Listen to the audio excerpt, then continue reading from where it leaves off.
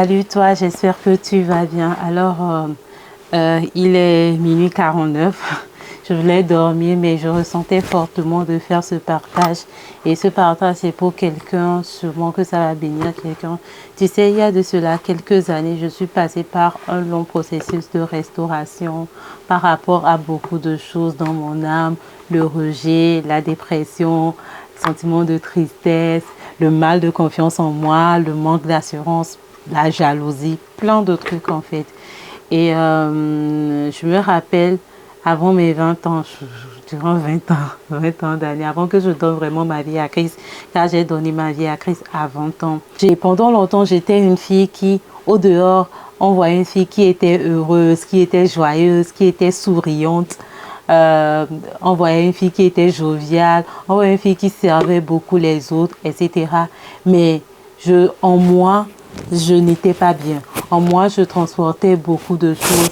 Il y avait le rejet, il y avait le manque d'amour. Je ne me sentais pas aimée, je me sentais vide. Je donnais beaucoup pour recevoir des autres, mais à la fin de la journée, je me sentais encore plus vide. Je broyais tout le temps du noir, j'avais des envies de suicide et tout ça. Et je me rappelle quand j'ai vraiment donné ma vie à Christ, et même avant ça, j'avais beaucoup de témoignages, il y avait beaucoup de gens qui donnaient des témoignages, ils disaient « Ah, Jésus, l'amour de ma vie, Jésus qui restaure, Jésus qui guérit », je me suis sentie aimée, mais moi, je n'avais jamais vécu ça. Et tout le temps, je disais « Mais Seigneur, pourquoi les gens vivent ça? Pourquoi les gens disent que quand ils sont venus à Christ, ils ont ressenti l'amour de Christ, et moi, j'arrivais pas à ressentir cet amour. Je me sentais tout le temps vide, malgré l'amour que les gens me manifestaient. Pas que les gens ne me manifestaient pas l'amour, mais il y avait toujours ce vide-là qui semblait ne pas être comblé en moi. Jusqu'à ce jour où, un jour, après un programme à l'église où ça s'était bien passé, j'avais bien servi d'ailleurs, j'étais rentrée chez moi encore en broyant du noir, et en moi j'étais triste, en moi je me sentais pas aimée, en moi je me sentais vide, et je suis venue au pied, et je me suis agenouillée, je me rappelle, je suis rentrée dans ma chambre et je me suis agenouillée, dit mais Seigneur, je commençais à pleurer encore, je commençais à brouiller du noir, et je disais mais Seigneur, pourquoi moi, pendant combien de temps je vais vivre ça? Pendant combien de temps? Et pour moi, je savais que Dieu était grand, je savais que Dieu était vivant. Je n'avais pas encore expérimenté, moi, cet amour de Dieu dont on me parlait en fait. Je voyais les gens épanouis autour de moi. Je disais, mais Seigneur, je soupirais par rapport à ça. Et alors que j'étais à genoux, j'étais encore en train de broyer, du noir, j'avais l'impression que je ne m'en sortirais jamais en fait. Je me suis rappelé des témoignages parce que je pense que j'avais pris mon ordinateur et j'ai commencé à suivre encore des témoignages des gens qui avaient été déjà guéris de la dépression, des gens qui disaient qu'ils étaient sortis de la dépression. Je suivais encore les témoignages des gens et je suis tombée sur un témoignage de Tasha Cobbs qui disait qu'elle était passée par la dépression et à un moment donné, elle est allée voir un psychologue en fait. Elle a senti le Seigneur l'a conduit voir un psychologue et s'est fait aider par rapport à ça. Et le jour là, je ressens l'esprit me dire, va voir ton père spirituel. Va voir ton père spirituel. Et le jour là, j'étais dans un groupe de jeunesse forte et conquérante. Et il y avait une personne qui avait envoyé le chant de Gwen Dresser, l'amour injuste. Et alors que je ne sais pas comment je suis tombée dessus, c'était déjà dans le groupe, je suis tombée sur ce chant-là. Et alors que j'ai mis ce chant, chaque parole de ces chants était dans mon cœur comme un poignard en fait. C'était comme un poignard. C'était comme Dieu me parlait. C'était comme chaque parole était comme Dieu me parlait. C'était comme Dieu et commençait. C'était comme si Dieu était là en fait. Je ressentais la voix du Père me dire, mais je t'aime. Je t'aime de moi. Et je pleurais. Et c'est juste après ça que j'ai ressenti l'esprit me dire, va voir ton Père spirituel. Et là, je fais un point parce que j'avais passé 20 ans de ma vie. J'avais vécu plein de choses, mais je ne m'étais jamais confiée à quelqu'un. Je gardais tout en moi. J'étais déjà introvertie et j'étais aussi une fille qui, je n'aimais pas trop me confier. Je m'étais battue pendant longtemps en disant que ça va aller en fait. J'ai essayé de gérer tout par moi-même. J'ai essayé de gérer ce rejet-là. J'ai essayé de m'investir dans le service. Je servais à fond, mais le service ne m'a pas guéri. J'ai essayé de manifester l'amour envers les gens. L'amour envers les gens ne m'a pas guéri. J'ai essayé d'être bon envers les gens. Ça ne m'a pas guéri. J'avais même eu des relations, j'avais eu des amis où j'essayais toujours de faire plaisir aux autres. Ça ne m'a pas guéri. Et après, quand je suis venue à Christ, j'ai voulu le faire par mes propres forces. J'ai voulu le faire par mes propres forces en servant, en me rendant disponible, en faisant plein de choses. Ça ne m'a pas guéri. Mais le jour-là, sur mon lit, au pied, à genoux, et ce jour-là, juste en écoutant ce chant, je sentais comme un poignard dans mon cœur et je sentais le Saint-Esprit me parler.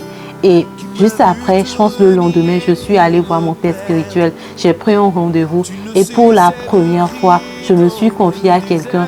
J'ai vraiment libéré tout ce qui était en moi et c'était juste le début d'une histoire. Et je me rappelle que mon pasteur avait prié pour moi le jour-là. On avait intercédé et je faisais que pleurer, je faisais que crier. Et pour la petite histoire, je me rappellerai toujours de choses parce que pour la petite histoire, il n'avait même pas d'huile d'onction le jour-là. Donc il m'a imposé la main avec du miel. Et j'étais sortie le jour-là avec les larmes, le miel sur moi, qui était doux d'ailleurs, mais avec une telle paix, genre c'est comme si j'étais venue et Dieu a enlevé tout le fardeau que je portais sur moi. Parce que avant j'essayais de faire plaisir aux gens. Avant, je n'arrivais pas à dire non. Avant, je n'arrivais pas à m'épanouir. Avant, j'essayais de faire plaisir à tout le monde. Mais le jour-là, c'était comme un fardeau. C'était comme Jésus a enlevé ce fardeau qui était dans mon cœur. Et à partir de ce jour, je me suis sentie tellement bien.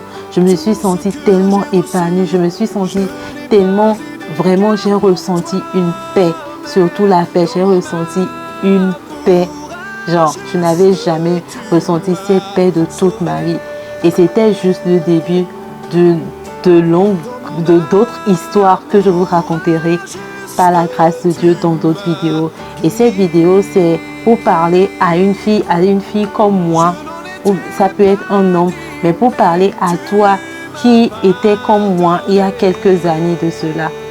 Et le fait d'avoir suivi des témoignages, le fait d'avoir vu que des gens s'en étaient sortis, ça m'a encouragée, ça m'a donné la force de continuer par prier, de continuer par persévérer, parce que je priais tout le temps, je disais, Seigneur, j'ai besoin de cet amour, j'ai besoin de vivre cet amour. Et depuis ce jour, j'ai vécu un amour jusqu'à aujourd'hui. Quel que soit ce qui se passe, en fait, c'est devenu comme une pierre indélébile en moi. Et je sais que je suis aimée du Père, en fait.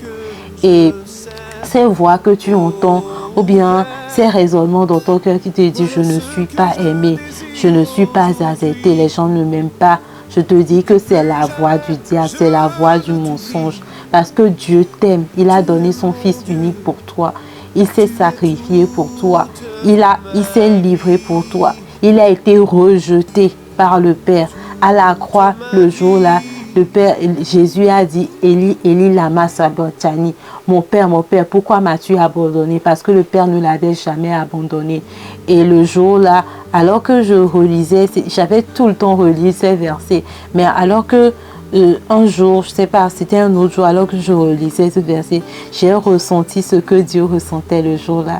J'ai ressenti que ce rejet que je ressentais, le fait que je me sentais rejetée, le fait que je ne me sentais pas aimée, le fait que je ne me sentais pas à ma place, c'est ce que Jésus avait ressenti le jour-là à la croix pour moi. Et moi, je n'avais plus à porter ce fardeau. Je n'avais plus à porter tout ce qu'il a porté. Il l'a lavé à la croix. Il l'a enlevé sur lui. Il a pris ces fardeaux que tu essaies de prendre sur toi. Il a pris ce rejet pour toi. Il a pris cette dépression pour toi. Il a pris tout ce que tu as connu, quel que soit ce que tu as connu. Je sens de parler à quelqu'un, quel que soit ce que tu as connu. Tu ne trouveras pas cet amour dans les relations que tu as. Tu ne trouveras pas cet amour en t'abaissant aux yeux des autres. Tu ne trouveras pas cet amour en essayant de faire plaisir aux gens. Non, non. Cet amour se trouve en Jésus. Et Jésus, il veut te restaurer aujourd'hui. Je viens aujourd'hui comme, je peux dire comme un exemple pour te dire, un exemple vivant pour te dire que c'est possible d'être restauré. C'est possible d'être guéri de ce vide-là. C'est possible. Jésus est capable de remplir cet amour en toi. Notre papa t'aime. Papa t'aime. Ton père t'aime. Et il est capable de remplir ce vide que tu ressens. Il est capable de te guérir. Laisse-lui juste la place. Et aussi, un autre point dans mon témoignage, c'est que à un moment donné, Dieu m'a conduit à aller me confier à quelqu'un.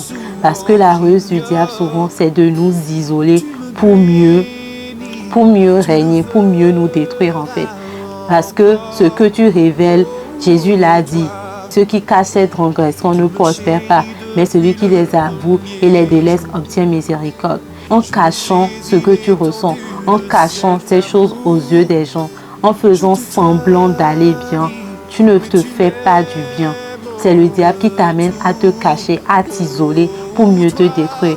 Mais alors que tu iras voir quelqu'un de confiance, vers qui il te conduit, alors que je te parle, tu ressens en toi d'aller parler à quelqu'un. Tu sais à qui tu dois parler. Quelqu'un de confiance. L'idée n'est pas aller de le dire à tout le monde, mais aller vers quelqu'un pour laisser la lumière de Dieu entrer dans ces ténèbres en toi.